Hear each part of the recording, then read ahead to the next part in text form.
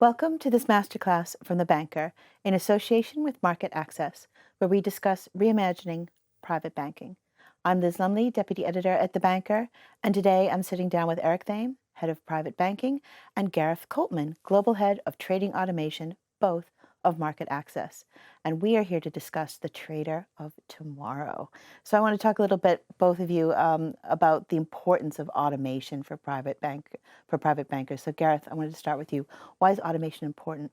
So the nature of private banking order flow is such that they have a large amount of orders, but most of those orders are quite small in size. And that's really the sweet spot for automation. And across all of our clients using automation, we typically see them using it for those smaller sized orders in usually the more liquid credit, more liquid products.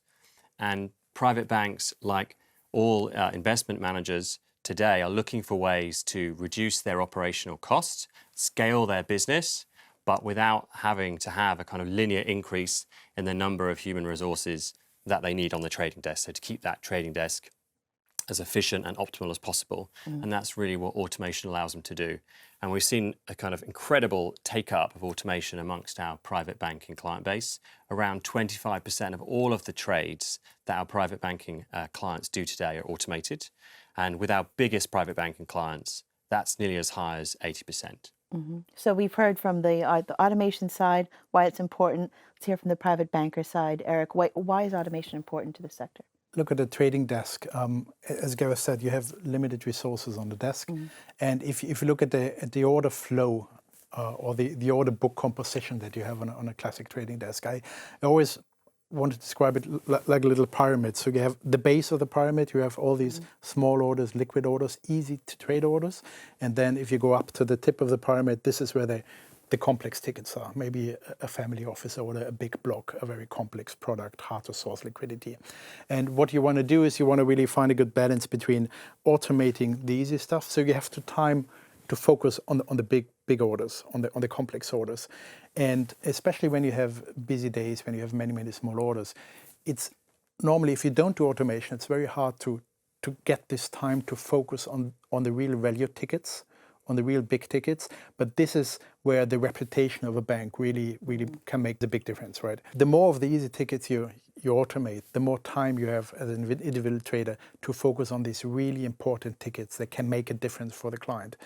And I even got feedback from traders after we rolled out automation to them, who told me, you finally made my job interesting again. I'm not clicking orders anymore. Now every order that stands on my blotter is a challenge in itself. And this is also a very good thing for the whole value chain, down to the individual end client, to know that you have highly skilled individual traders on a trading desk who also have the time to dedicate on the complex orders without wasting their time on the easy tickets. It leads us to the next question. I was quite intrigued by this, and I'll stay with you for this. Who exactly is the trader of tomorrow, then? I think the trader of tomorrow is changing. It still will be a trader. So you need to have A human. A human who knows what he or she is doing. But I think the person in the future will be much more tech savvy, much more focused on data, much more skilled in digesting and interpreting data and feeding this interpretation back to the client front, to the client advisor, and to the end client, because the markets are not getting less complex these days. And I think mastering this complexity is a big challenge in the future. Yeah, and I wanted to get your views on this, Gareth. Who is the trader of tomorrow, then? I agree with Erik. I think we're seeing already a skill set shift towards a much more data-focused approach. Someone that's very comfortable with technology, using electronic trading tools, and perhaps less reliant than they had been on the past on their counterparts, liquidity providers, in terms of relationships and interaction with salespeople, much more reliant on the technology. In terms of tools, obviously we've talked about automation already, but we're going to see traders that are very comfortable trading with a variety of electronic protocols.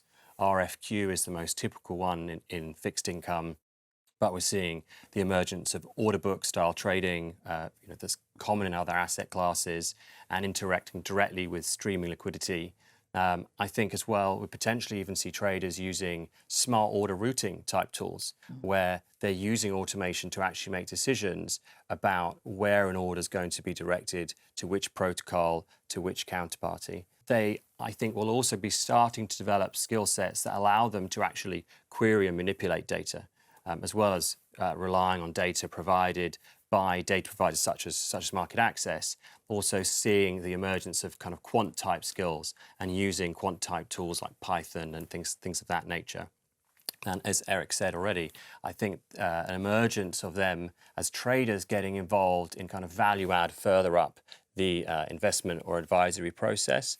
They are a hub of information in the firm, able to provide guidance on where liquidity is cheapest, and help optimize the process in terms of investment, decision making, and security selection.